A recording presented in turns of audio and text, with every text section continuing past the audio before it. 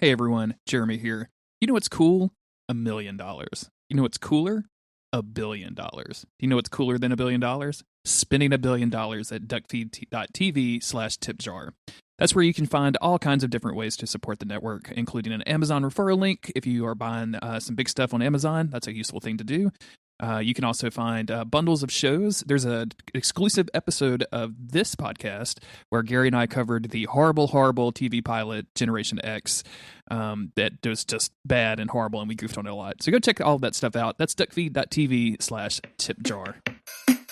At 9 at midnight. At 9 at midnight. Chamber of Commerce. At 9 at midnight. At 9 at midnight. Chamber of Commerce. Fiancé. Rollerblade on it. Fiancé. Fiancé. Rollerblade on it. Fiancé. Fiancé. Rollerblade on it. Rollerblade on it. Rollerblade on it. I'm Jeremy Greer. And I'm Gary Butterfield. And this is Days of Future Cast, the podcast where we front all of your storms. We're saying, like, since Stormfront is the website for Nazis. Yeah, it's really weird. This does not hold up very well. Yeah. If you're here for that, if our SEO failed completely. Hopefully we're not going to name this the SEO for Nazis episode. Yeah. Dude, if you're looking for that kind of Stormfront, please stop listening to the show and throw your iPhone into the ocean. Yeah, go seek help. That's what I would say.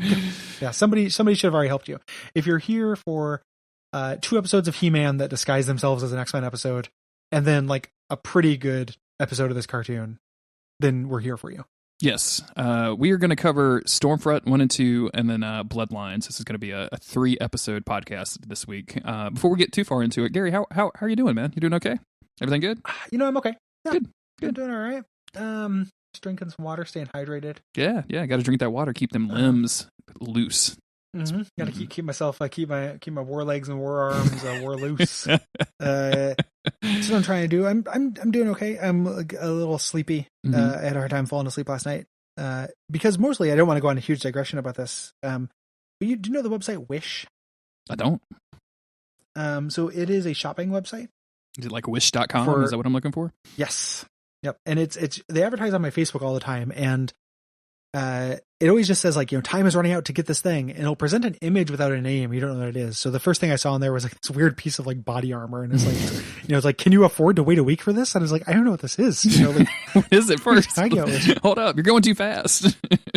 So last night my curiosity got to me, and I downloaded the app, and essentially what it is it's like really, really cheap, like garbage.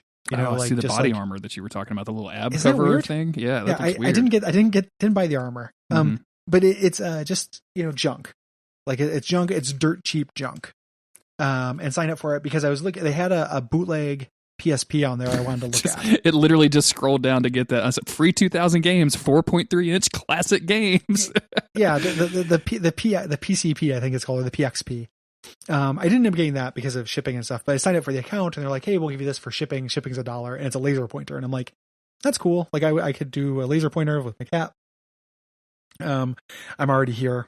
It does PayPal. It's very easy to pay a PayPal $1. And then I bought up a couple of like off-brand, little off-brand iPod shuffles for a couple bucks each, because I like those for airplanes. Like I like loading those up with music.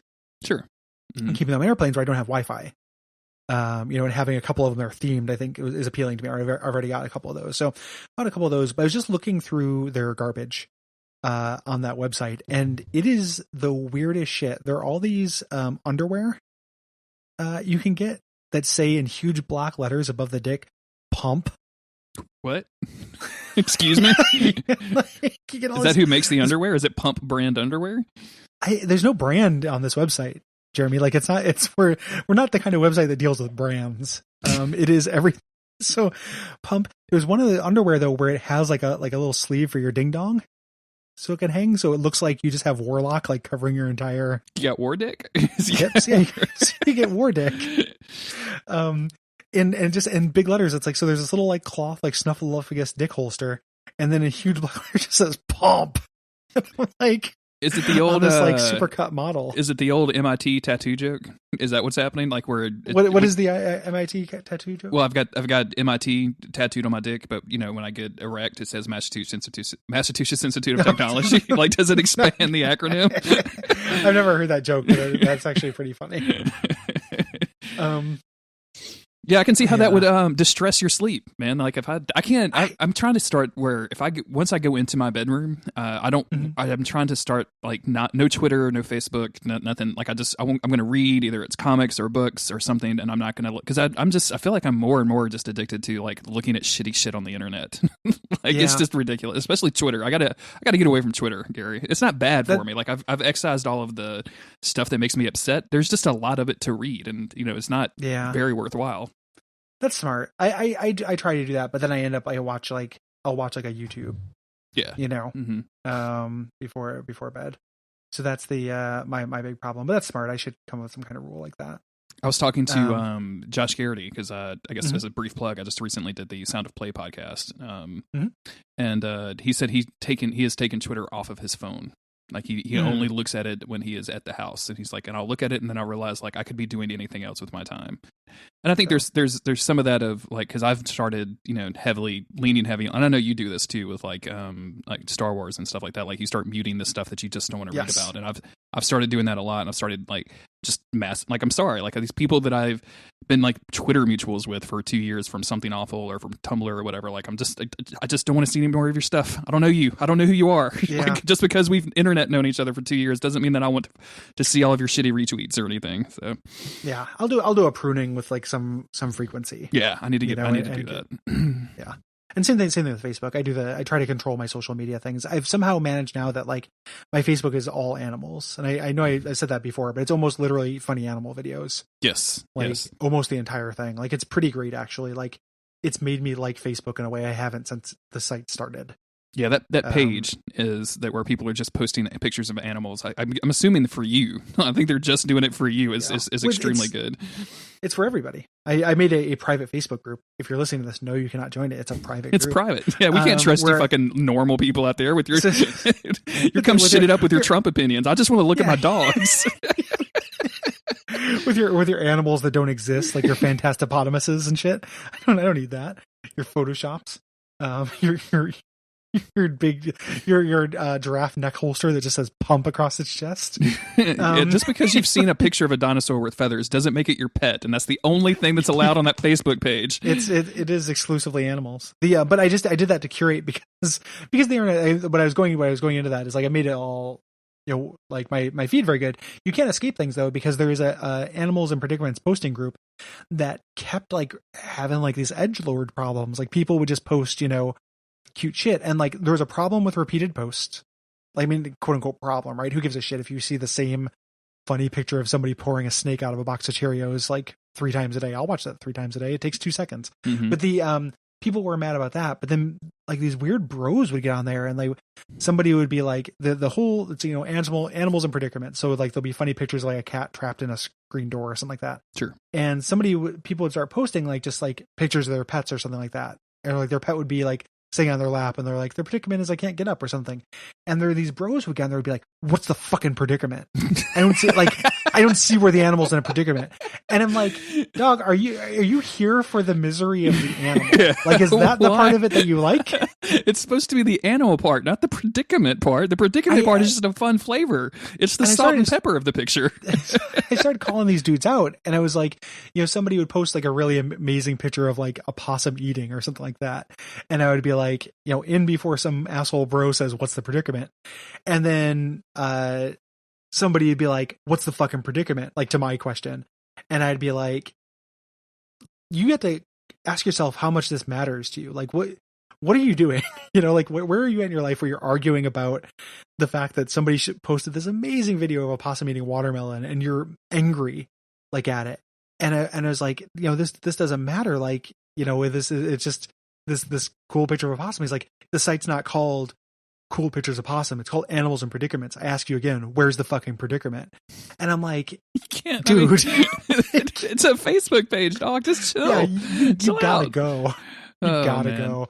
And then some of those edgelords kept getting called out by that, and then they started, redoubling on the edge, because when you call out an edgelord, their refuge is to use the N-word or something out of nowhere. So they get reported. Like, the group is actually pretty good at self-policing, but part of the reason why I created my private group was because I wanted to subject my friends to those animals without subjecting them to the edgelords. Yeah. So I am the filter through which the edge flows, and is purified to just cool pictures of possums. You're a living content aggregator. You I were am. a Yahoo homepage in 2018.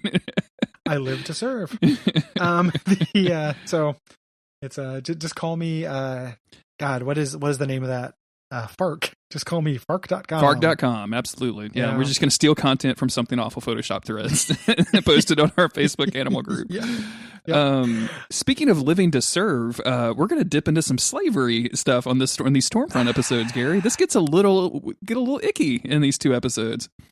Yeah, it's a little icky, but it's filtered through this like super. I mean, it is super icky, but it's also filtered through this dumb X-Men shit. So like, it doesn't come off as depressing or as serious as it should.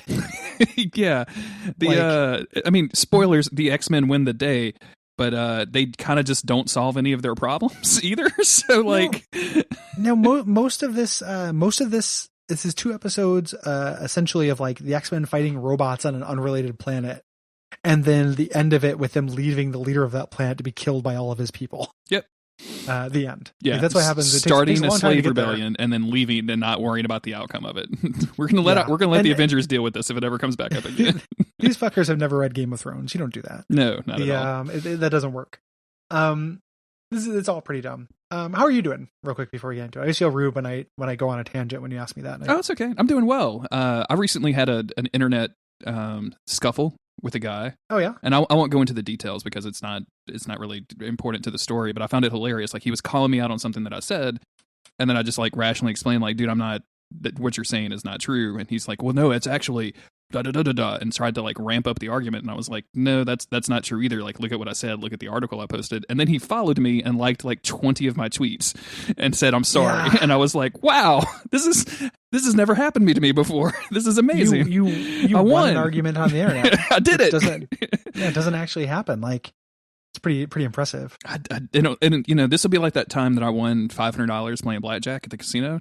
I'm never going to do it again. Lost it all. I paid my rent, and I've never played blackjack at the casino again. I'm never going to argue on the internet again. Yeah. It's not super fun because people will double down on anything. I said that about edgelording earlier, but it's literally true of like just about anything. Yeah. You know? And the thing that happens once you get any amount of like internet audience kind of thing, and I'm not bragging, like I am a super small fish in that pond, but people who you don't know, who are strangers, will search you out for things like that and then just bring that argument to you. Yeah. Like you'll be like X, and then they'll be like, well, actually not X. And then you'll be like, X, and then no, not X. Here's a bunch of shitty sources and reasoning behind not X. And it's just like, I don't know you. Like, you brought this like thing to me, and I don't actually, like, when you realize you don't actually have a responsibility to engage with that. If you don't want, like, I try to engage with people who are operating in good faith, but at a certain point, like, I've said my opinion, you've said your opinion, like, there's really nothing left to say. Let's honestly, like, both go do something else, Exactly. And that's where that and if that's not acceptable, that's where that mute comes in. Oh, absolutely. Mute, block, whatever you got to do. So yeah. Why don't you start us off with Stormfront number 1, so we can get into these episodes, because I want to talk about the Technicolor dreamscape that is Washington DC. Yes, we are talking about 3 episodes: Stormfront 1 and 2, and Bloodlines. Starting out, the dashing alien. His superpower is the midair dash, Gary. That's all it is. Mighty Number 9, Archon, unleashes terrible weather conditions over Washington D.C. to get Storm's attention. It works, and he begs her to return to his planet. His planet is not actually called Corsus, in the cartoon or the comics, I don't think. Return to his planet Corsus to save it from meteorological chaos, which threatens his people. After much pleading, Archon convinces Storm. Intrigued by this dynamic leader, but highly suspicious, Storm departs, but leaves a clue for the other X-Men to follow. The X-Men travel through an interdimensional portal and arrive to quote-unquote rescue Storm, just as she is in the midst of restoring the planet's raging God, this is detailed. Raging ecosystem. Once successful, Storm is proclaimed savior throughout the universe. the whole universe. What's more, Archon asks her to marry him. So like, yeah, some of that stuff happens, but like that's just not how I would put it. Boy, yeah, he's from like Polamachian or something like Polachiman or something like that is the name of his. Yeah, I looked him up town? because I could not believe that this person would actually exist in the Marvel universe, and he totally does. And like, the thing that Storm is going to go back and fix is something that in the comics, like Iron Man put in for him to fix his planet, and then he fucked up and had to come back and get like other all he does is fuck up his own planet's weather and then come to Earth for all of our weather people. Like he's done it with Thor, Storm, Thundara. Like he's done it with a lot of. I say done it, but like he's gone to Earth to try to get these people to come back to him to fix problems that he creates. It's ridiculous. Yeah. It has the stink of like Fantastic Four villain, and it is a Fantastic Four villain. Like learning that I was right about that was really something. Yeah. Because he's I will say that the opening scene here, which is Washington D.C. under having all of this crazy weather, is actually kind of cool. Like I don't know why the Washington Monument is bright yellow and why the sky is like bright pink or purple, but it looks nice. Like we haven't seen these kind of colors in the X-Men animated series before, so I'm kind of into it. Yeah, it's really colorful, which I like. It underlies like the big plot hole in this show, which we'll get to here. Which is like extremely obvious. Like it even shows up in the synopsis. But it looks cool here at least. Mm-hmm. And Xavier is watching this weather on Cerebro. I had to make a note of that, Carrie, because he's straight up just like watching this with the Cerebro hat on. Like he's got a Roku hooked up to his Cerebro, and he's just like, I've got Amazon Prime in my right eye and the Weather Channel in my left, Cyclops. My mind's eye. So this is going into a weird thing. So like something I've never liked. I don't really like when it happens to Magneto either. Like, lest somebody's accused me of anti-Storm bias, but like the weather's bad and it makes Storm feel like physically sick because of her connection to it. Yeah. Right.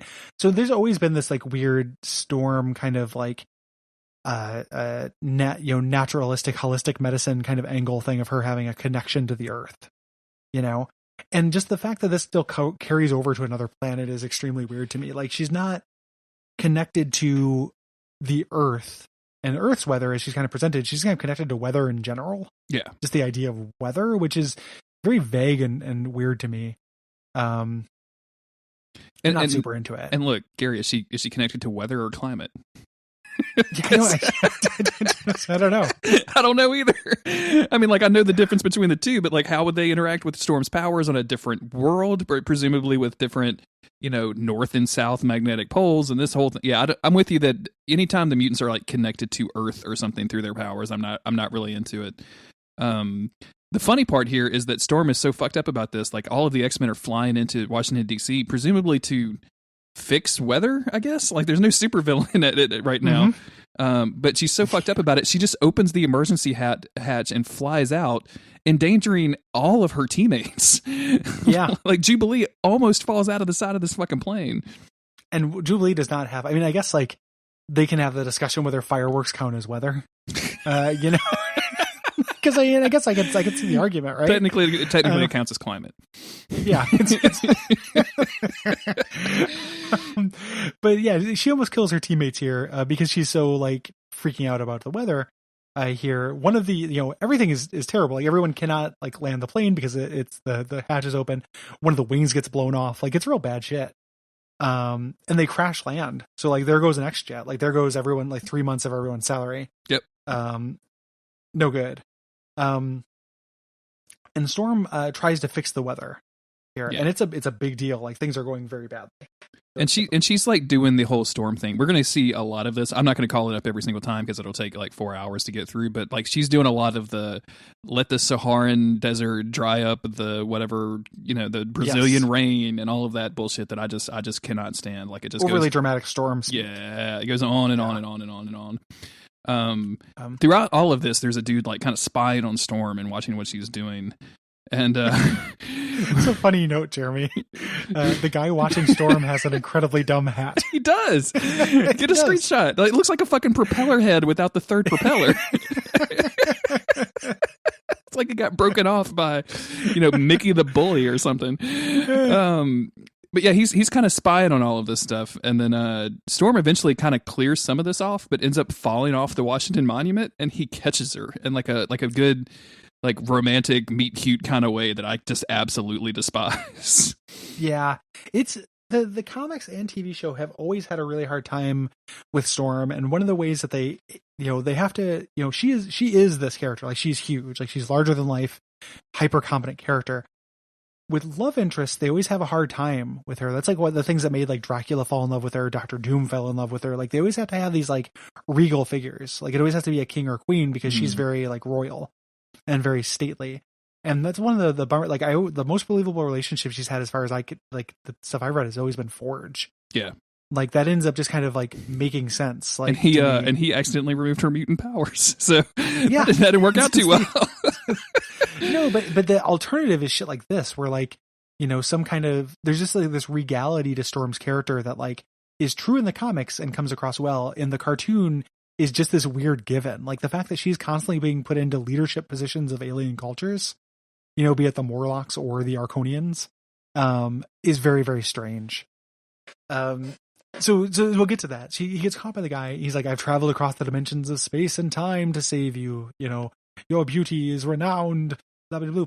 And then you find out that he has a little a Logitech Harmony is what he has. He's got a Logitech Harmony for his Roku, his weather Roku.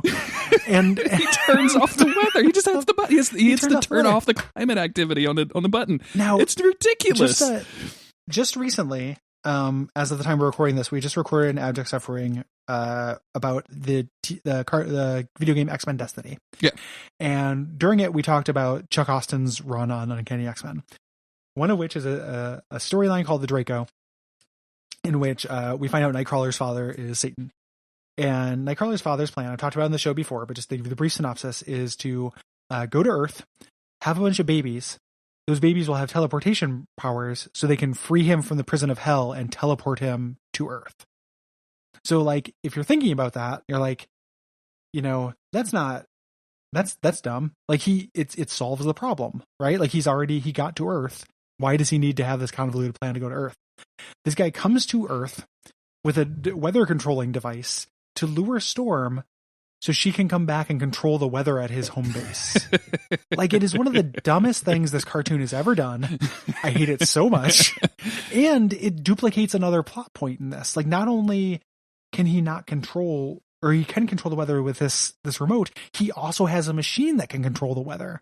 Like, this guy has two methods of controlling the weather and goes to another dimension to steal Storm to control weather and trick her into marrying him for weather control. And Gary, like, the machine that he has to control the weather, his science dudes, like his science council, I think they're actually calling themselves a science council, tell him, like, hey, you're drawing too much power from the weather machine that stabilizes our weather, and that's why the weather is crazy. And he's like, nope, I'm going to go get a storm witch from Earth. It's the dumbest, most convoluted plan. Like, I'm going to go marry an X-Man, like, in order to have this thing. It is very, very, like, it's just bonkers. Like, and we're there with it. Like, these episodes, like, are weirdly slow, similar to Phoenix Competence. Like, I feel like they're both kind of like an episode and a half worth of content in 2 episodes. Yeah, absolutely. But, like, very early on, as soon as you figure out what's going on here, it makes no sense.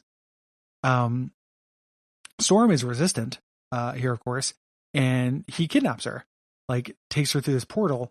Luckily, she leaves a little transponder, like, communicator thing.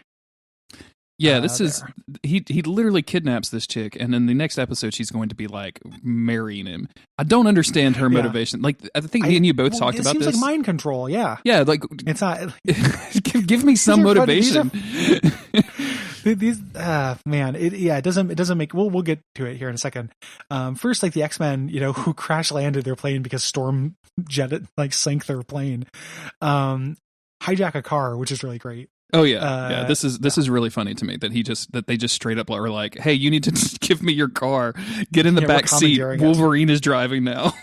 Yeah, how can it be?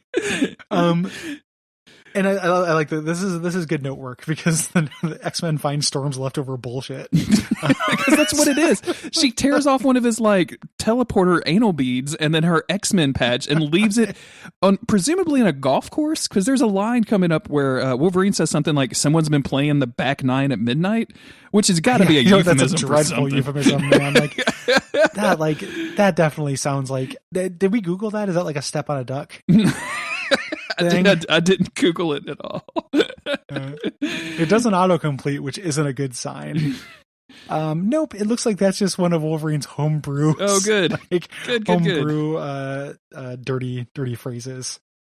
Man, I this is just speaking of homebrew dirty phrases, and this is gross. I give everybody a warning. I'm gonna say something gross here in a minute. One of my friends was telling me about this. This didn't happen to me, but he worked as a cook at a country club, which is like kind of fancy. Like it was in my hometown, so like the nicest country club in DeKalb, Illinois is still not very nice, but still was like, the hoi polloi of my shitty hometown. Very new money. I'm assuming. Yes. Yeah. Yeah. Like a lot of that kind of stuff. So people who, or just people from the city who like were scared of black people were trying to move as far away from them as they could. Anywhere with a gate. So there's some old money kind of stuff too. But at this country club, he worked there, and he said his boss told him two of the fucking foulest phrases for anal sex, which is what back nine at midnight sounds to me.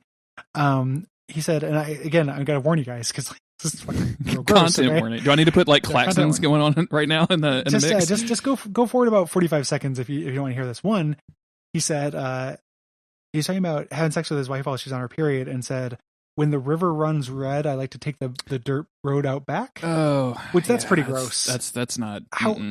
But then he also talked about doing her from behind, and like he said, his dick pulled out a peanut. And I don't know what that is supposed to be a euphemism for exactly. I imagine it's like, product, because that's what happens with anal sex. But like, it's so fucking gross. And it's like the manager of this country club, like talking to my friend as he's like leaning over a fancy steak to put in some rich person. Jesus Christ. It's really fucking gross, dude. Like, really, really gross. So I can imagine Wolverine picking up a lot of that salty language in the war, and just being, I was waiting for this Jerry to tie likes down to take to X-Men. Thank you for getting it back there. The thing about Jerry is they like to, take their wives home and take the back nine at midnight. Like you can imagine him being that kind of salty old man. That's the kind of dude, just the foulest shit like that. Your friend's manager, guys. That's the kind of dude that would like show off his own homemade porn to people, like without his wife's knowledge, right? Like, check out this video of this chick, and be like 30 seconds into it, and you're like, wait a minute, is that your wife? She just brought us a cracker, dude. Like, I don't, I know who that is. There was, I've said this before too, but there was the gross old man who ran the video game store in my hometown, who in the back room had a setup on his computer where it consistently showed like tons of little screens, like you're watching like a bunch of different weather channels, but they're all like repeating porn gifs, but like as a mosaic. And like I'm 14 tops. Like it's so fucking gross, man. Like I live in like a real nasty little disgusting little town. Did Stephen King write your town? That was the guy who told me all the time that the assassinations, or people kept dying from the train tracks. And he said that they were assassinations. Like you could pay a crackhead $40 to put somebody in front of the train tracks. And because a bunch of we lived in the only major city in America where two railroads intersect two major highways. It is an extremely dumb city. And people would die on the tracks from time to time. And he would bring me back into his backroom game shop porn dungeon and say like, hey, all those people are dying. This is what it is. And it's like, Ed, 14, man. Like I came here to buy a copy of EVO on the SNES. Like I did not come here for this. Do you have the red version of Maximum Carnage? Like I don't need this. Why are you, am I your only friend? Is that what's happening right now? Am I your How much will you friend? give me for Shadowrun for the SNES if I trade in for the Shadowrun for the Genesis? That's all you need to tell me. Like, you weird, gross old man. Yeah, that's not good. Yeah. So yeah, they find out that Storm's been playing the back nine at midnight, or taking the dirt road out back, or however you want to call it. And they find one of these teleporter things, and like we get this weird scene where Beast is like doing his science thing with it, and it just doesn't go anywhere because Wolverine smashes it, and it turns into a portal. It actually works. Yeah, that was the key. If you smash this thing, it turns into a.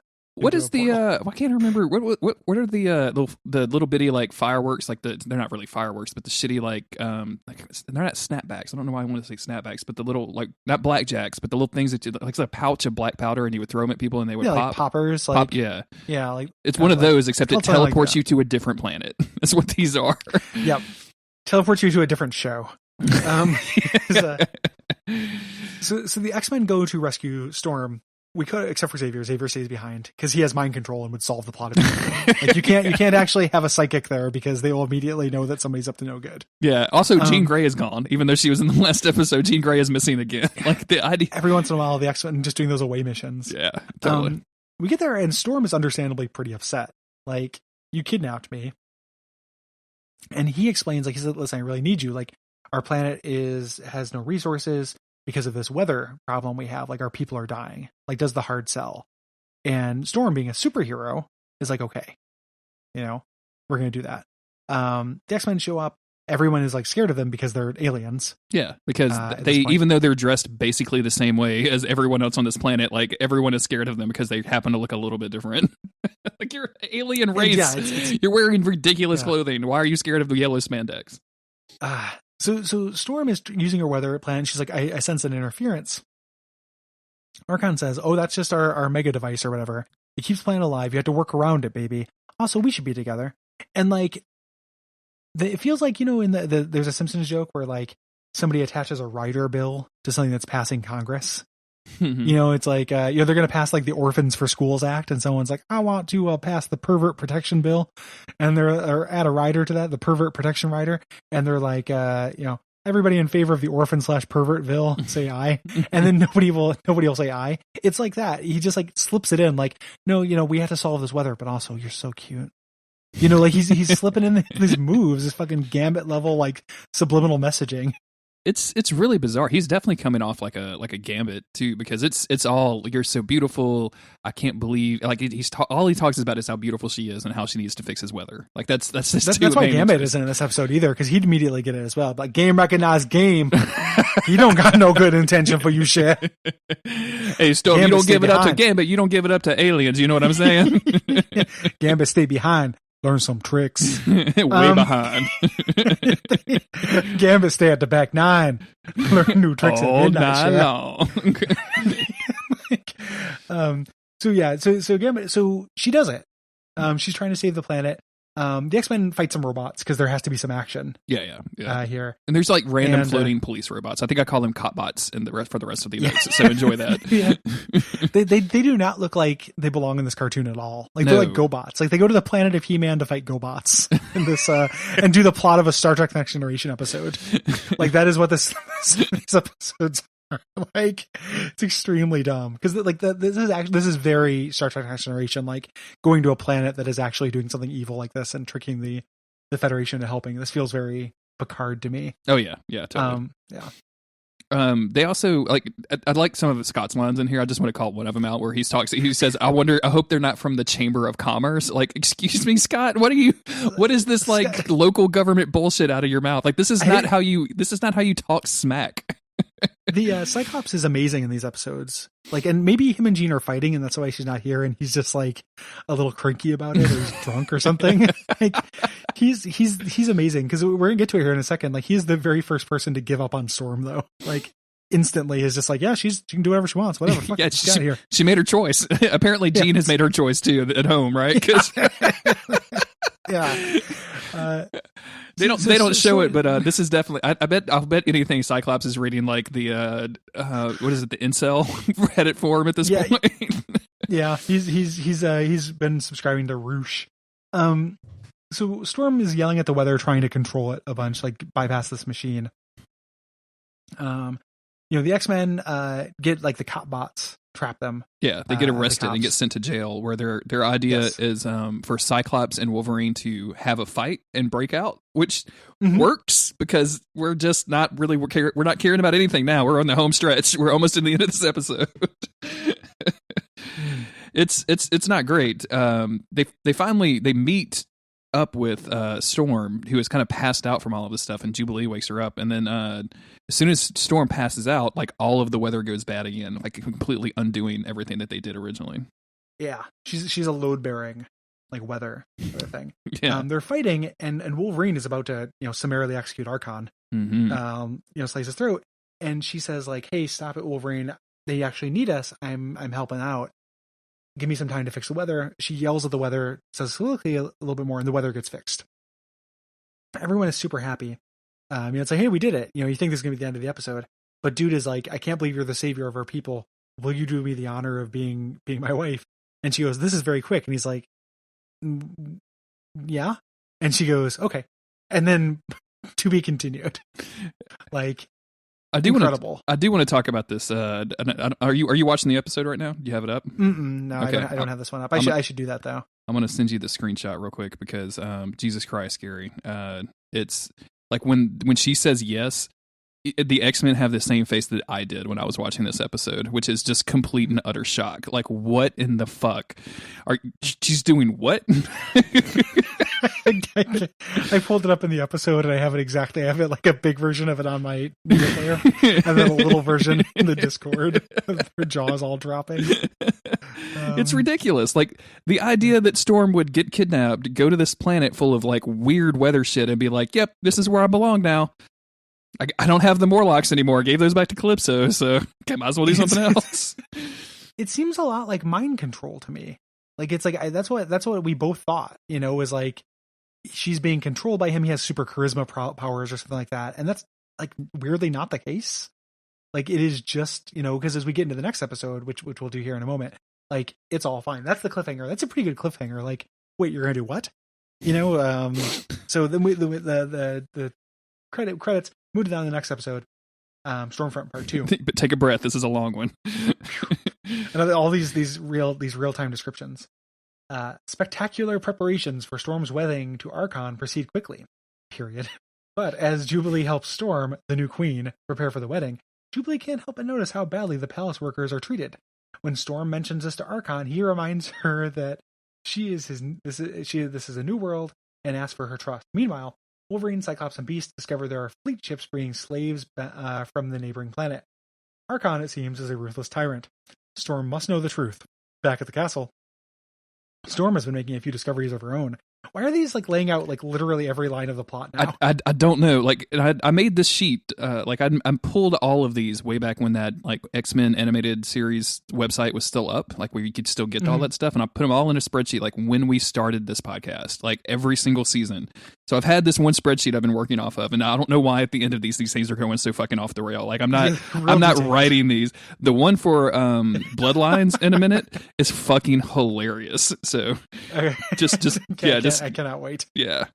Well, look, we can't screw through this because in the meantime, like who knows how long they have built I don't know, like 400 feet tall statue of Storm. Yeah. So to stand next to this thing. Here's how backwards this economy is, Gary. They have like we see this giant statue, and like we see what's obviously the civilian population like hauling giant rocks to go build these statues like old pyramid style, like did with the slaves, right? At the same time, there's an enormous 100-inch TV. There's Frank's 1,000-inch TV on the fucking where Archon is yelling at his populace about how great Storm is, and floating robots that I have to think could take those robots and build the monument and let the civilians do it. This is so fucking backwards. Yeah, I the fact that they do have robots for everything does kind of make the slavery angle of this real silly. It's so fucking stupid. Like, yeah, it's pretty dumb. This is supposed to be just cluing the audience in that things are bad, even though we saw before, they talked a little bit about the weather machine. We'll get to more weather machine talk. Here, we cut to the X-Men watching that same broadcast of Archon telling everybody that Storm's great. Cyclops is like, we can't do this. She's got to be out of her mind. Cyclops is like, she's made her choice. Let's go. Yep. I gotta get back. She's gone. When they talk to them about it, when they talk to Storm, like Storm actually makes some good points, even if it is insane. Like, Storm's like, I've been an X-Man since I was a teenager. I have not had my own life. you know? And that's sensible. Yeah. You know, it's true. Like you have dedicated your entire life to the X-Men. Maybe you deserve to make a choice for once. Which is fine. It's just like, honey, you're making the wrong choice. It's like This wouldn't be it. This is not the choice that you should make. You know, and it's one of the worst. It's very relatable. Like one of the worst feelings when somebody you care about like is getting involved in a bad romantic relationship. Mm-hmm. You know, and you just know it. She goes around like telling everybody, you know, giving them like you, Cyclops, of course you care about me because you care about leadership of the team, and Beast, you care because all of your science can't analyze my heart. And Wolverine just starts scratching the wall like it's a scratching post. And it's like, you know, Wolverine, your courage is the reason that, you know, like she goes around kind of explaining everyone to their own things and says like, listen, Archon is good. Speaking from the heart, come to the wedding. You'll see that he is a good person. Yeah. So smash cut to him immediately being a total shitbag. Just immediately. I mean, like this turn is because up to this point, we haven't really seen Archon do really anything wrong besides kidnap Storm, which maybe can be excused, right? Like maybe he was desperate to save his planet and this was the only way. But like now he does a complete 180 and he's like, oh yeah, now that we got this weather under control, we can resume attacking this other planet and stealing their people for slaves. I'm like, whoa, wait a minute. And the Science Council, who is made up of entirely like He-Man, like everyone is a He-Man, comes and is just like, he's got one nerdy He-Man who is just like, it's actually the device. The reason why the weather's going crazy is because of the device. Everything's because of this device. And he's like, we need the device. The device helps us get as slaves. We need to keep slaving. We're awful. They make the obedience collars work. And it's like, obedience collars, like you're swerving towards like tying into an X-Men thing because they've had, you know, mutant obedience collars, you know, but he says like it's the natural way of the world. Oh no, he says that later where he's like, it's the natural way of the world. They used to enslave us and now it's our duty to enslave them or something like that. Like it's just terrible. Like it just, you know, and just imagine like how bad can Storm be at reading people? I mean, and like, just, you know, you can fly, like maybe take a trip around the planet before you say yes to marrying the king of the planet. Like it's, and if I were Cyclops, I would have insisted that Xavier come to this kind of thing. Like, or like presumably they have the technology. Like he could just borrow 2 more anal bee teleporters and go back and get Xavier and be like, Xavier, can you just check this dude out for us? Maybe quick scan of even one of the workers. Yeah. You know, or Beast, can you take a look at one of these collars and see if they're decorative or if they're slave collars? I mean, they're giant blinking purple collars, and everyone is terrified. Like they don't look comfortable. Like this is such these are 2 terrible episodes. Like to have this be the end of this series, almost like we're getting into the very end of it. It's ridiculously bad. It's really dumb. I love that we cut to Jubilee hanging out because Jubilee is going to kind of be Storm's buddy during this. And one, she picks up a piece of yellow cloth and says that it's real gold. 2, she says very similar to the same way she talked about Genosha, which like that connection where she's like, it's like a dream. And that's like Jubilee's thing, is saying things are like a dream in that exact cadence. Yeah, she is just so happy to be like the queen's friend, right? Like she's just so excited about all of this, and it's like Jubilee. Like at least has an excuse. Like she's at least a kid. Presumably she's still 13 and a half years old or whatever. She may be dumb as shit, but she's at least a kid. Yeah. So. This is the first inclination that something might be a little bit weird to Jubilee because she knocks over this servant lady, and the servant lady like just is terrified that she's going to get immediately killed. And Storm is like, oh, she's probably just nervous. I'm new. And I'm like, come on, Storm. No, you're not this fucking she's afraid stupid. For her life she's afraid for her life in a way that like most people would not be.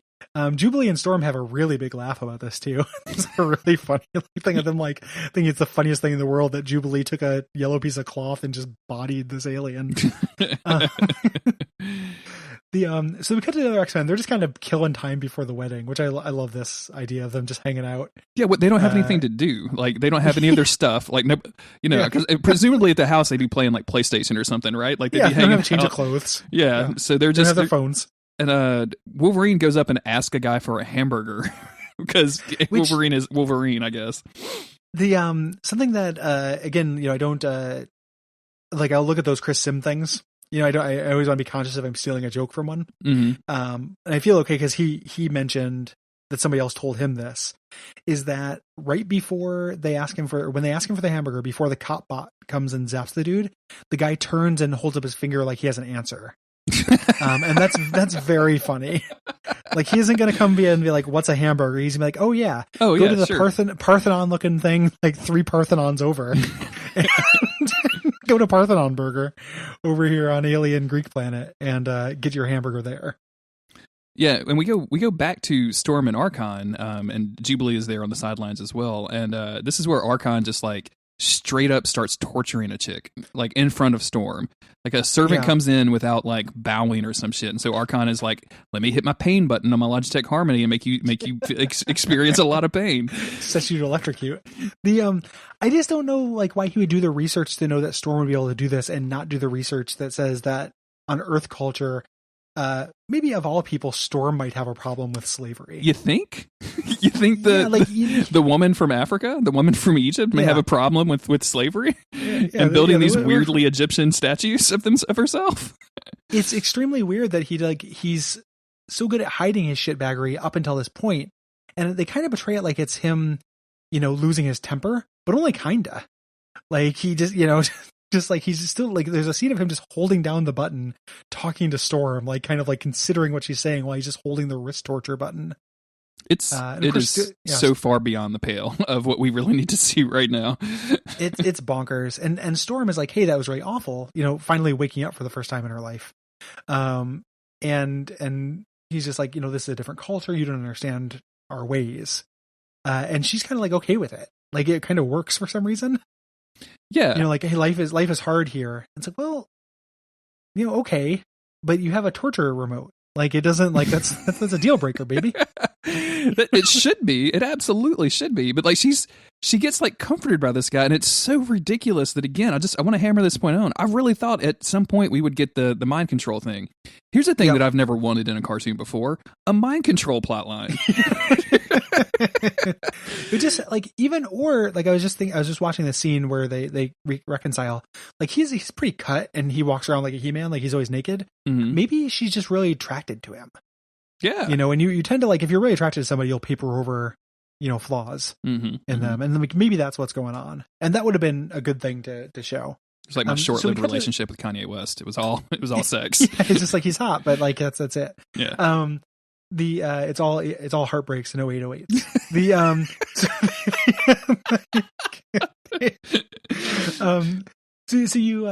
X-Men who had stowed away on a ship to this thing where he gets to see that they go to where the ships are coming back or whatever, and the cop bots are fitting everyone with slave collars. Yeah, you know what this? They see this. You know what this plot needs, Gary? A revolution subplot. That's what we need to do in this cartoon. We need a revolution subplot now. Yeah, this is a real X-Men trope too. Is they find some person. So somebody comes and shoots at he thinks shooting the X-Men. He's actually shooting at the robots and joins. There's a guy, escaped slave, who is the leader of the Resistance. Yep. So Cyclops, Beast, and Wolverine, welcome to the Resistance.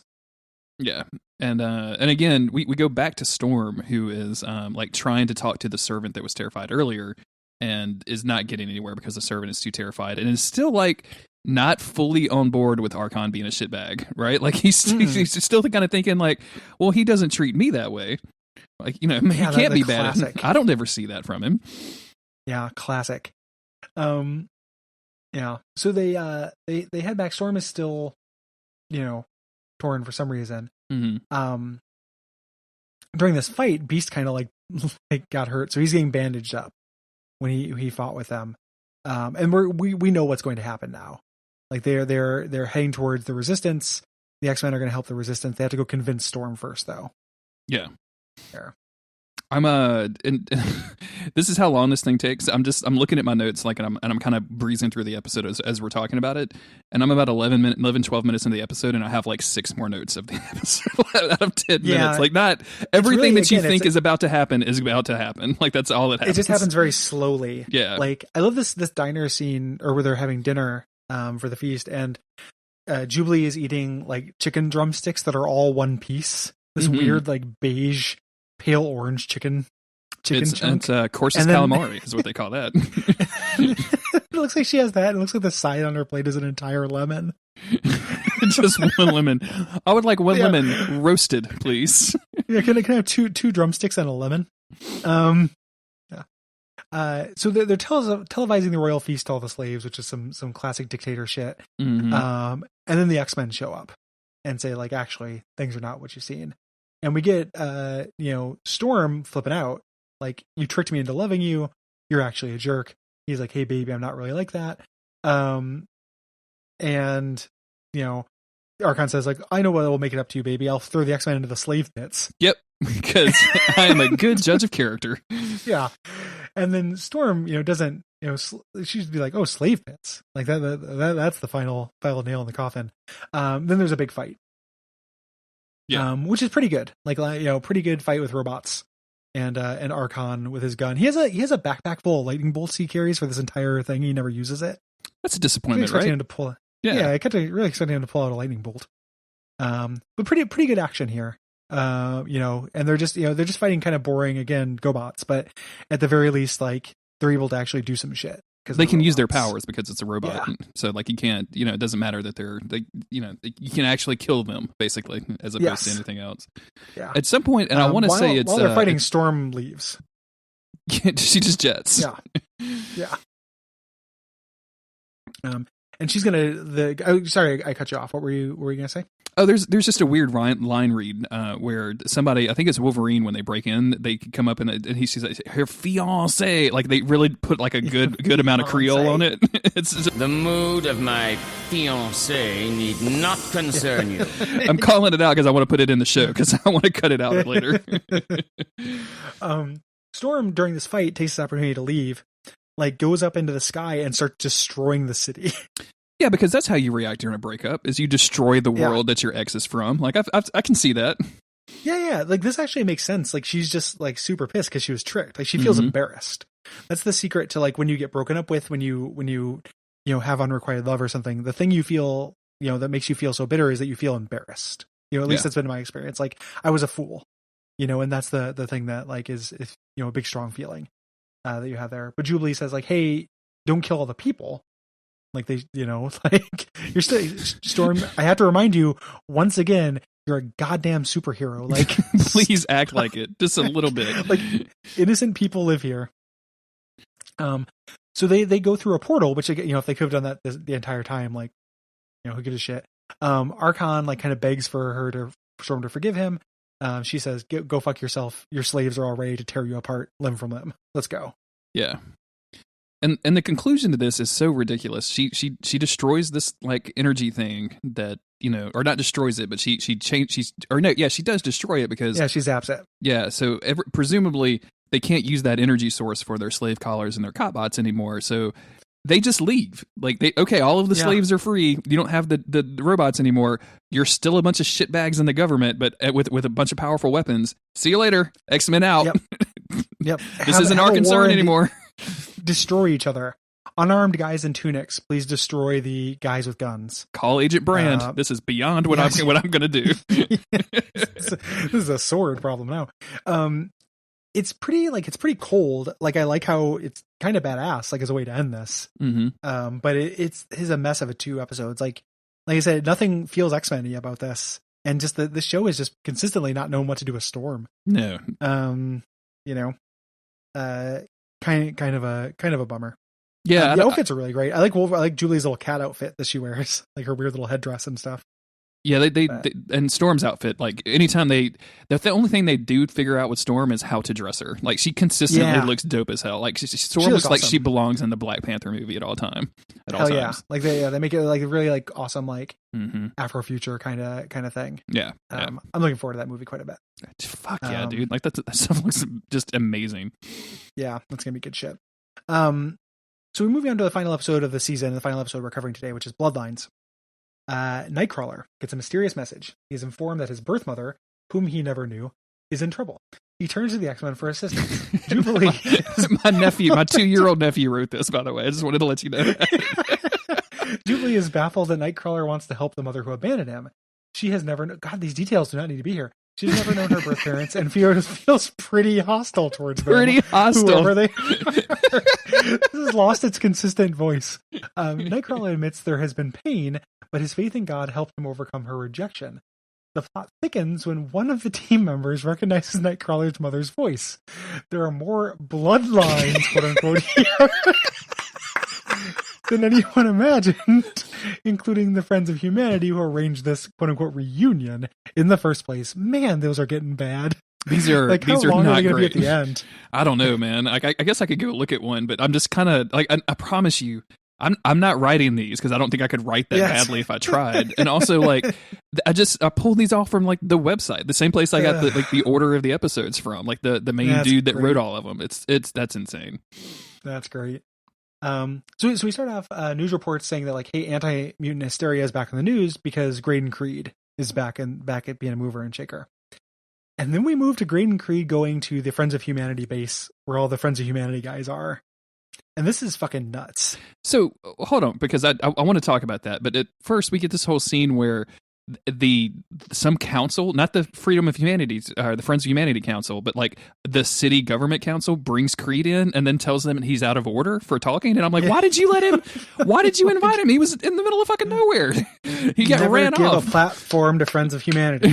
But yes, like, it's always okay to punch Friends of Humanity.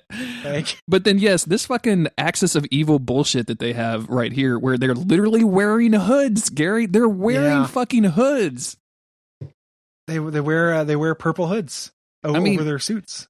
It's so fucking ridiculous. It's so like it's on the nose so much, man. I could not believe any of this stuff was happening. I was very surprised they didn't make one of the Friends of Humanity guys a black guy. Doesn't it seem like that might have covered a base for them maybe a little bit? God, made this seem a little less like KKK. Like you would think, but like I guess how do you sell that? Like I think the only person in the late 90s that would think about that would probably be a black person. And then were you going to tell a black person like, oh hey, yeah, we need to put a black guy on our KKK equivalent council? Like I just don't think that's going to true. happen. Yeah, I mean they would have just done it with the animator though. Like I'm not saying they would have had to even do. I'm not saying it would have been a good decision. I'm just surprised the animators didn't do it to kind of show like, hey, there's some uncomfortable connotations with these KKK guys. Like, this is actually a totally different thing. They want to exterminate mutants, but they are very diverse about it. Exactly. It's like that Mr. Show new KKK sketch. Yeah. So Creed comes in. He's like, hey, I'm sorry. I failed you, Masters. Because it's like the KKK, except for a little bit weird. Like, they are in like a supervillain like layer with a huge logo behind them and stuff. Oh, yeah. Creed is like groveling. He's like, hey, I want to be back in charge. And they're like, you idiot. Like, we don't want you back. You have tainted blood. Like, you have a bunch of mutants in your blood. And he's like, I know about Sabretooth. And he's like, well, actually you have another kid. Like, you have more mutant blood. Here's a folder with all that stuff. Your family tree bears much poisonous mutant fruit. Okay, Nina Simone, dial this down a little bit. Jesus Christ. So they give him this folder that says Creed Family Investigation. They done so like these guys went on to Ancestry.com essentially, just like hit Control P, Control, and like so they give him his Ancestry.com report, and he's like, if I kill all these people, can I live? Like, and then, can I be the leader again? And they say yes. We cut to the X Mansion at Halloween. So all these kids got through the security devices, which are presumably down during this section. It's a holiday, Gary. Holidays and weddings, we don't have security at the X Mansion. That's Professor Xavier's rules. Pretty fun cameos here. One of the kids is dressed as Devil Dinosaur. One is the original yellow Daredevil, and one of them is kind of Spider-Man. Yeah, like off-brand Spider-Man. It looks really weird. I love this. I love the idea of, number one, Wolverine hates Halloween, but he still answers the door to scare the kids in a beast mask. Why do you have a beast mask? Who made that? Did you buy that at the Walgreens? Why would you? Who custom built that for you? And why? Shi'ar Tech, Gary. It's Shi'ar Tech. Yeah, it's super extremely strange. And just like, why does he hate it? Like, he's just, just him being a curmudgeon, but like, he seems like he's having a pretty good time. He says why he hates it. It's because all these people get to dress up like freaks, and then the rest of the days of the year they get to be normal. But for us, we're freaks all the time, and like that's not really Wolverine's Steez. Yeah, You know, that would have been actually- Wolverine looks like a normal dude. Yeah, here's a good person to have dressed up as Beast and answered the door and said that. Beast.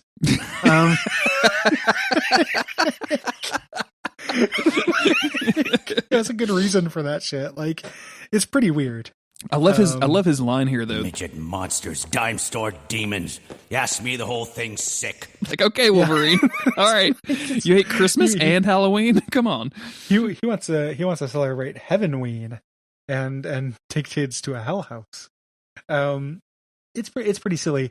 And since he's so cranky, Jubilee's like, well, I'll take care of the next trick or treater. I'm a kid, and I'm the only increasingly the only sane person on this show is Jubilee. Oh yeah, and I would not have expected that, but like that keeps happening. And the next trick or treater is Nightcrawler, who gets to walk around like Nightcrawler because it's Halloween.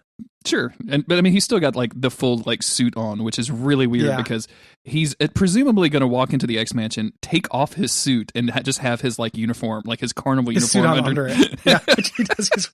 He's wearing his car. Yeah. And Wolverine's very happy to see him. They love each other. They're bros. Oh yeah. They go back since small times, and it's very good stuff. That ski lodge, that haunted ski lodge episode. And we're gonna get the basic premise of this episode, which is Nightcrawler got a letter from his birth mother saying to come meet him at what we're going to learn is an hydroelectric dam, but come alone, or else I might be hurt. Yeah, and come to a cheap location. And Nightcrawler does not know what to do about this.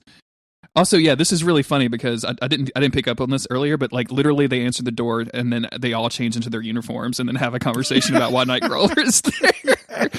Hold on, Bob. Is this work? I gotta get my work uniform. Like that's very funny because Jubilee was wearing her kind of casual outfit, but Wolverine definitely does a costume change as soon as like and Nightcrawler maybe wasn't wearing his costume either. Maybe he had it in his backpack or something, and they all like just like looked at each other and like want to hit the locker rooms. Yeah, we gotta. And then like very funny. So that's essentially the thing. And Wolverine's a little skeptical. He's like, hey, you know, your mom ditched you, you know, do you think this is a trap? And he's like, it doesn't matter if it's a trap, et cetera, that old thing. Jubilee at some point says like, hey, Nightcrawler and Beast kind of look like, maybe they're related. Rogue says, that's just as likely as me and Nightcrawler being related. And one of the sloppiest pieces of foreshadowing I've ever seen in anything. I'm surprised Rogue didn't look at the camera when she said that. Like, you know, just wink furiously, like, real dumb. Are you ready for religious chat, Gary? This is really weird that this religious chat thing happens. But I do like, what a weird thing that they're actually pointing out how many people that are these like kind of broken superheroes all come from these broken families. Like, you know, Wolverine, Nightcrawler, and Rogue were all adopted and abandoned and don't know their parents. And like Wolverine doesn't have his memory and doesn't know his parents either. Like there's, at least for like thematic depth here with these four characters, you know, like it makes a kind of sense, except for that, like when Jubilee kind of opens up to Nightcrawler and says like, hey, you know, I get it. I also don't know my parents. Nightcrawler's only answer is like, hey, God. Yeah. God is the real family. He's the comfort that we turn to when we're alone, et cetera, et cetera, et cetera. Yeah. It feels cheap to me. Like even like I'm not religious. Even if I was though, it just feels like, you know, this isn't the proper thing. Like nobody likes it if you have a problem and you go to somebody you care about with your problem and you come back with a pat answer. Yeah. You know, like an answer that can apply to everything. It doesn't feel like you're listening then. You know, so it's like, are you even hearing Jubilee, or are you just, that's literally, you're a hammer and everything looks like a nail, you know? Like that's literally the answer for everything. It makes it kind of worthless. And this goes on for a while. And I feel like they could use this time like way more better. Excuse me. They could use this time and a lot better by exploring some of Jubilee's stuff and like bringing Wolverine and Rogue in on that, because there's some interest there. Like there's some stuff that they could talk about there, as opposed to just being, and I know like part of Nightcrawler's steez in this whole thing is being like the religious god dude. Rogue is going to call him preacher for the rest of the episode, which makes no goddamn sense, but whatever. So I get it, but at the same time, like it just feels kind of bad. And I'm sure that Jubilee is not having a great time. Like she's like, okay, thanks for the book, I guess. It's just like they always like the weird guy outside of my high school handed these out too. Like it just would have been like a good way to explore some of these similarities. Like, Jubilee says that Nightcrawler gives her a piece of non-religious wisdom. Wolverine says like, well, I didn't even know who, I don't have any memories. I'm sure I had parents that had memories. Like, just draw those connections again, because it was up to me to kind of like, and this isn't a bad thing to ask the audience to do some work, but I would have liked to have seen it explored a little bit. Yeah. Like, it was up to me to be like, oh yeah, these characters are all together and they all have this parent issue. Like, that's kind of interesting. And we're carving out time for conversation, right? Like, it's not just that they're which is together. always something I welcome, but underlining that Nightcrawler is religious is not what I needed to have done. Again, because this doesn't change an arc for Jubilee. Like, Jubilee does not become more religious after this. Like, there's no change in her. Like, it just ends up being a static scene. Like, this does not advance character in the way that it needs to. And it's a bummer. Like, I would have liked to have seen that. Like, I understand that because it's the cartoon, they have to boil Nightcrawler down to his essential piece. Mm-hmm. Everyone gets one character trait, and that's Nightcrawler's, but just at least have him bounce off other people in an interesting way. So our team lands at, like I mentioned before, a hydroelectric dam, which is a weird setting, and they just knock on the door, and out walks a friend of humanity guy, just in like the full garb, and they just punch him immediately. Like, it's So there's a lot to unpack here. So like, one, it's ridiculous. It is absolutely ridiculous. Like, they needed to have, I felt like they needed to shoot this in a place with gray backgrounds. Like, we only have enough money for like plain backgrounds. Let's do a dam. Never mind the fact that, like, does a dam have enough space for like I know that there's an interior to a dam. I played the end of New Vegas, but like, enough to be the headquarters for the KKK? That's pretty strange.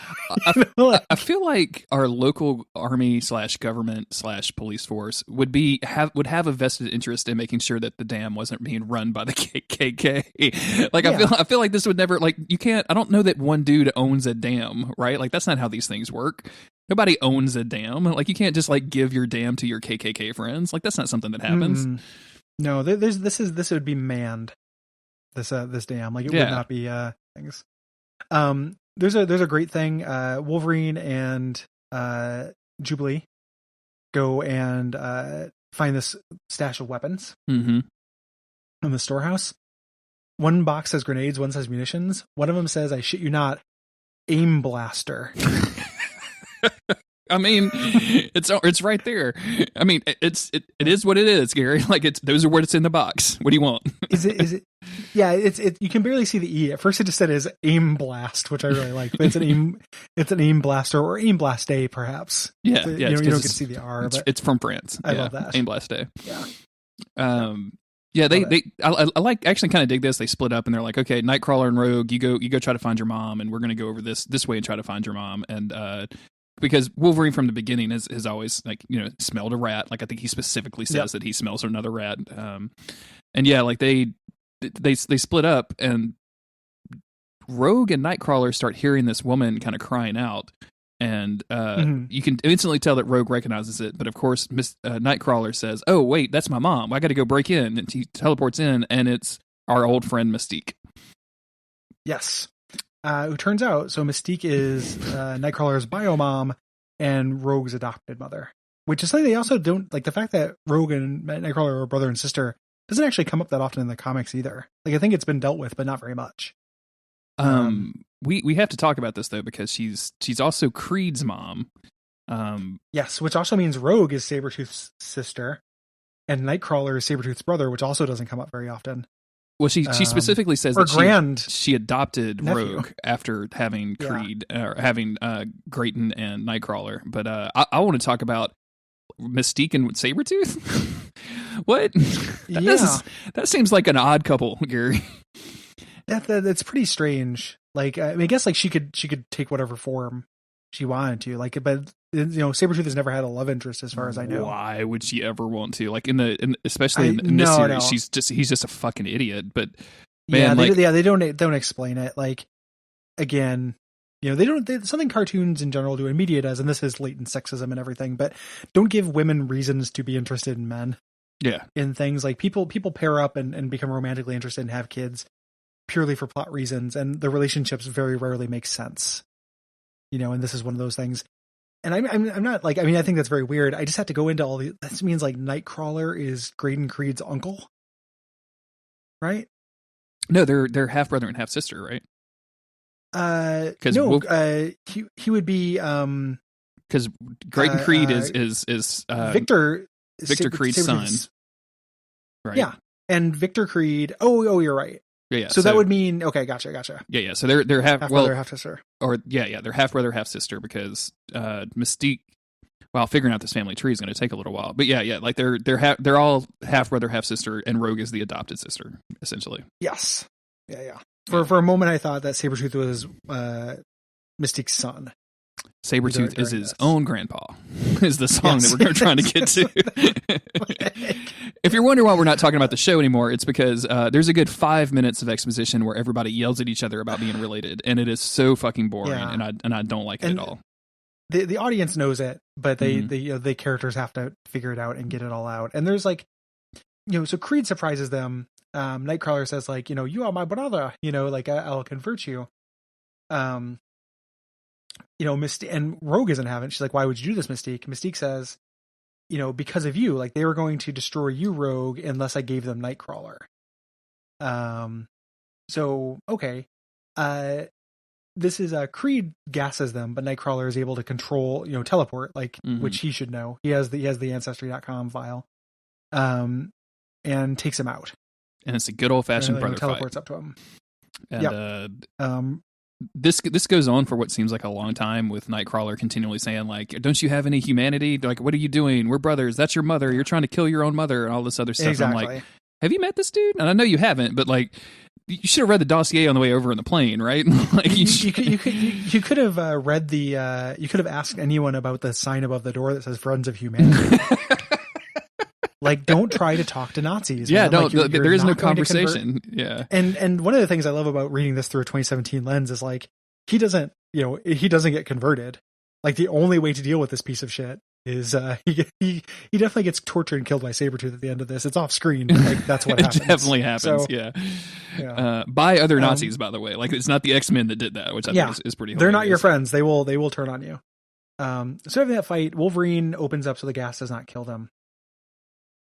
So they at this point they break out, and there's more fighting with like the Friends of Humanity or whatever. But the most important part to me is that Mystique gets away. So all of our X-Men team go to Wolverine's Jeep, which he, I guess, drove out of the plane they flew here. Because they definitely load up in a Jeep. Nightcrawler sees Mystique and goes to chase her.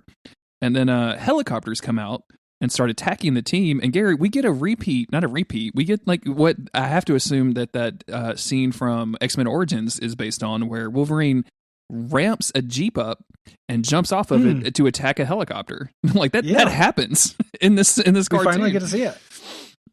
It's pretty crazy. Yeah, that's totally crazy.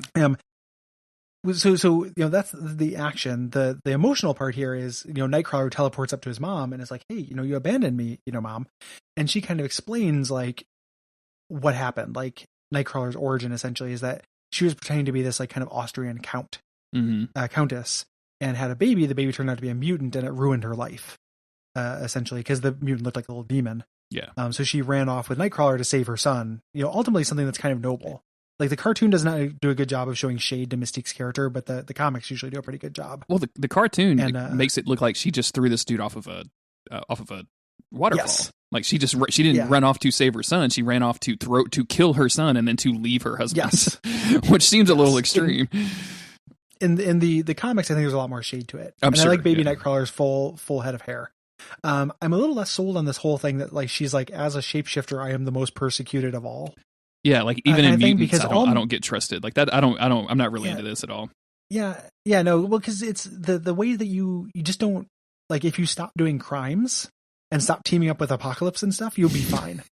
Yeah, like you have this baby with this bigot. Like if you were to like go meet somebody who was not a bigot, who was and not do crimes, your life would be perfect. You could be anybody you want. Like I do not buy this. You have it worse than everyone. Shit. What was her excuse of getting rid of Graydon Creed? Because I'm sure Victor didn't fucking care that he had a weird human baby. Like I'm sure baby. Yeah. What was her excuse for getting rid of this kid? They don't. I wish they did show that. She just likes hucking babies off waterfalls. Like it's kind of, it's what I do. It's my job. It's what I was put on Earth for. No, can't argue with that. Pretty crazy. here, but I would have loved to have seen that because, like, to your point, like, how did she hook up with Creed at all? Yeah. Or with Sabretooth at all? You know, we get a lot of her like talking, morphing into different people, essentially just having this philosophical argument with Nightcrawler, where she's like, you know, trying to get him to hate her, and she won't hate it. She's like, I pity you, etc. There's no real resolution for that. Like, you know, he doesn't really get through to her, No. and she doesn't get through to him. The important part here is that he specifically says, like, I'm going to ask God to forgive you for everything that you've done. Like, I'm not going to be angry at you at it. Like, I'm just going to totally forgive you for it, which is not something that she's expecting, but it's also not something she can really do anything with. Like, she's like, okay, well, I still have to go because I'm being chased by my homicidal son that I've also abandoned in a helicopter. So I need to leave. Yeah. Everyone here has a reason to kill me. It just, you know, so she, you know, sun comes up as she like sheds a tear, etc. Nightcrawler tries to save Graydon Creed as he's washed away by this this helicopter that causes the dam to burst, which is a good reason why we need to control our dams. Why would you shoot a rocket at a dam that your helicopter is directly in front of, Gary? It doesn't make any sense. Or that, like, in, you know, presumably holds water back for a purpose. Like, the Friends of Humanity aren't trying to kill humanity. You know, they're friends of humanity. We hate mutants and also electricity, and also a small region of New York, upstate New York. The ending of this, so we get a little bit of character development and stuff for Nightcrawler and Rogue and Mystique. It's all pretty good. The big thing that happens here is that they saved Graydon Creed, throw him out a parachute to the shack that Sabretooth lives in. This Sabretooth, casual wear Sabretooth dude. Oh, I love it. Like, who is easily as wide as he is tall. It is one of the, he is such a weird big boy in this, in a way that he hasn't been before. Like, yeah, this is somebody's drawing Sabretooth from like a description and not having ever seen Sabretooth is what's happening right now. It's super strange, but it ends very similar to the last episode with, like, let the evil person just deal with the fruits of their evil. You know, like, this, it's not the superhero's job to save evil people from themselves. Like, if they get consequences, that's it for them. Mm-hmm. You know, it's a weird, like, set of messaging for this show. Yeah, and also God forgives. Don't forget that. Yeah, God forgives. Mutants do not. Only Nightcrawler does. Everyone else is pretty much like, this is over. I would have liked to seen something with Jubilee after this, like, having gone through all of this and seen how all this family stuff comes out. Oh, like, yes. I would have really liked to seen her, like, go like, well, you know what? Actually, you know, the family are people that you pick to be family. Like, your family isn't necessarily your blood. Like, that's the very obvious and, like, extreme. Like, was there 5 minutes that they just didn't get to? Is that what's happening? Because it seems like that's where they were leading to. They had a great opportunity here because you have 3 different people at different stages of that revelation, right? Like, you have Rogue, who has already kind of come to peace with that. Like, Rogue is not super on board with her mom. She's not going to, like, just snap Mystique's neck, but she's not a fan of Mystique. She recognizes Mystique as evil. She's past it. And then you have Nightcrawler, who is resisting it. Like, Nightcrawler is still trying to, like, forgive and trying to have that relationship when, like, Mystique runs off. Nightcrawler almost drowns, like, looking for her. And then having Jubilee just on the cusp of this realization. Like, being like, actually, I'm the space, you know, when Rogue turns into Nightcrawler, like, I'm the middle step. Like, actually, maybe this is not real family, you know. And you could have done, like, something with a lot of emotional depth there, and then throw in Wolverine. You know, there's, like, Wolverine Sabretooth dynamics here that they didn't explore. Like, it just isn't a very efficient use of time. It felt like this has more kind of thematic potential than anything we've done for a while. Yeah. But does not, I don't think it capitalizes on it particularly well. Like, I still think it's a pretty good episode of the show. Like, I like Nightcrawler a lot. I like Friends of Humanity as an enemy. Like, I do too. There's a lot of things I like about it. I like Mystique a whole lot. Like, I think she's a fun character to get around. Like, attacking, like, this all works for me. It's all fine. It just doesn't go as deep as I kind of wanted it to. Which, hey, like, also late '90s Saturday morning cartoon, like, on a shoestring budget. Like, I can't hold it up too much against that. But it just goes to show you, like, even with the budget constraints that they had in mind, like, they still could have written this stuff, because it's not like they didn't have time to do this. They just chose not to. Like, that, again, going back to that Nightcrawler and Jubilee scene where they spend 5 minutes talking about God. I guess that's supposed to tie back into the, you know, God forgiving Mystique at the end, but I didn't really care about any of that stuff. And I don't necessarily think Kurt would have at that exact moment either. So it's really it's fine. Like it's better than the Stormfront episodes. It's better than the He-Man episodes that we got this recorded about today. So good for that. Yeah. It's I did want a lot more. And what a brave thing it would have been for Nightcrawler to lose a little bit of faith here. Like I feel like in the comics this would actually be a blow to his faith. And I'm not saying I want Nightcrawler to turn into like, a militant atheist, but that faith being tested. Exactly. Here, as opposed he's unwavering in faith every time he shows up, and it's kind of boring. Like faith as a plot construct is only really interesting if it wavers. And then it either, it breaks and that makes for great character moments, or it bounces back and that makes for character moments. But him just being like, kind of like, nope, this is in God's hands. I'm right with Jesus. I will pray for you, as his, kind of answer to everything, is kind of a big bummer. Mm-hmm. So, yeah. A big bummer is the last few episodes that we have left of X-Men, the animated series, Gary. This has all been kind of, like, it's fun to talk about. I'm glad that we're still getting a lot of value out of them, but also, like, at the same time, the show just isn't good anymore. Like, I don't think we can, by any stretch of the imagination, you can call the episodes good. There might be one or two more kind of blips of good stuff that will pop up on the, in the 5th season, but I'm not holding my breath. Yeah, I'm just looking through, because this is quote unquote season 5 is the numbering system that I have, but this is all from the 5th volume of the DVD, and it's Fabian Cortez shows up, Jubilee goes back, goes into a weird fairy tale theater, Captain America shows up. I'm interested in the Sam Guthrie stuff. That seems like that'd be pretty cool. Yeah, I'll take that. I want Fabian Cortez to come back. I like Fabian Cortez. I think he's interesting. He's a good villain. Like we've had a lot of him recently, but and maybe here's the thing about Jubilee's fairy tale theater. Consider maybe that will just be like amazing. Like it's going to be X-Men dressed up as like knights and dragons and shit. So maybe that will be very funny. Yeah, maybe it'll just be so bonkers that it'll be good. So I can be into that. Yeah. Also, I'm just looking through this. Descent is just the origin of Mr. Sinister. So that should be. I'm down for that. Yeah, I could be into like that. His weird 1800s, like that's cool. Mm-hmm. So yeah, Sam Guthrie Descent. I want to watch Old Soldiers again, even though I've seen most of that episode and it's pretty silly. But they fight the Red Skull and stuff, so maybe there's some good shit. Yeah. I used to be pretty down on all the World War stuff with Wolverine and Captain America, but I have, as you do when you get into your late 30s, you start watching a lot of the History Channel and start getting way more interested in World War I and II. No, yeah, I have a little bit more patience for it nowadays than I did back then. I think so. Yeah, and just it's a weird crossover. Yeah, it's at the very least it is a bizarre, tangent for the show to do, and that's something I'm down for. Speaking of tangents, if you would like us to go on a tangent and during our feedback episode, we're not going to be recording a feedback episode for season 4. We're going to wait till we finish up season 5 since we only have a few episodes left. So if you're listening to this when it comes out, the next episode to come out will be the movie episode. That'll be the live episode that we did on Duckstream about X-Men Origins Wolverine. So if you missed that, if you missed the live version of that, or if you haven't seen it on YouTube, I think all of that stuff is on YouTube now. We'll have a recording. I'm pretty sure the audio is going to be fine on that, but just note that it's a live recording. I'm not going to spend a lot of time like editing sound effects in or music or anything like that. It's just going to be kind of a raw file. So, and then, but you can always write in about it and tell us your thoughts and feelings on season 4 or season 5 or X-Men Origins if you want to. Tell us how bad that movie is at daysoffuturecast.com/contact. Yeah. And we'll be doing, we'll be getting through the rest of the series. We have plans for the rest of the show. Yes. Yeah. The show's not going anywhere. We have cool things we're going to do, and this will go up through. This show will actually go up through May.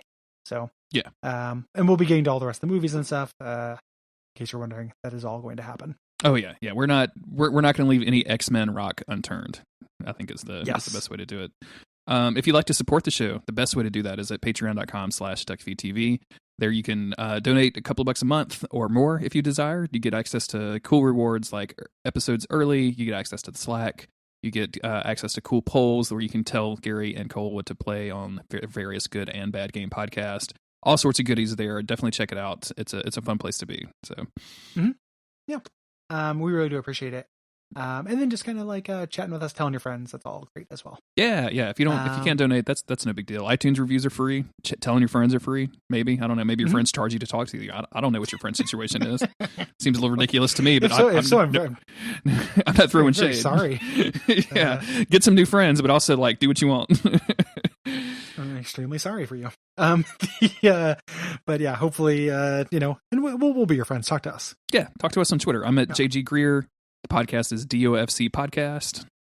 Mm-hmm. And I'm Gary Budd, GARYBUH.